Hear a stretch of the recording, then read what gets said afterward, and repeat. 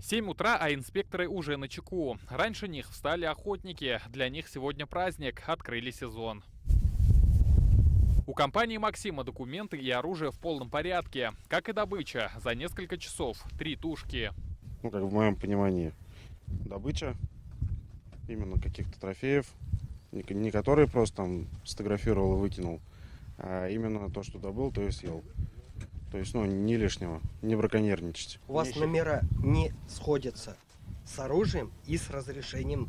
А это грубое нарушение. Поэтому для Владимира, скорее всего, сезон охоты закончится, едва начавшись. Оружие придется изъять. Мужчина в охоте не новичок, но как такое произошло, не понимает. Вот вместо этой, как семерка, она же так же пишется, а там дробь оказывается, не семерка. Остальные цифры все сходятся же. Пока специалисты Госкомитета по биоресурсам изучают разрешение на добычу и охотничий билет, сотрудники Росгвардии проверяют оружие. Рейд проходит в угодьях Рыбной Слободы, в одном из самых излюбленных мест у охотников. Проводим осмотр машин, да и в целом изъяснительные программы тоже проводим, территорию, чтобы не нарушали, заказники не заходили. За охоту без документов грозят штрафы и изъятие оружия. Однако не всех это пугает. Только за сегодня инспекторы выявили 10 нарушителей.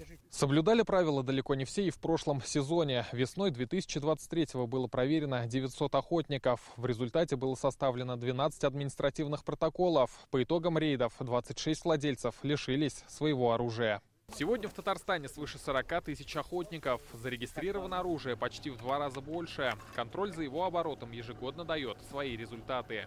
В ходе проводимых в 2023 году профилактических мероприятий за различные нарушения правил оборота оружия изъято 546 единиц оружия.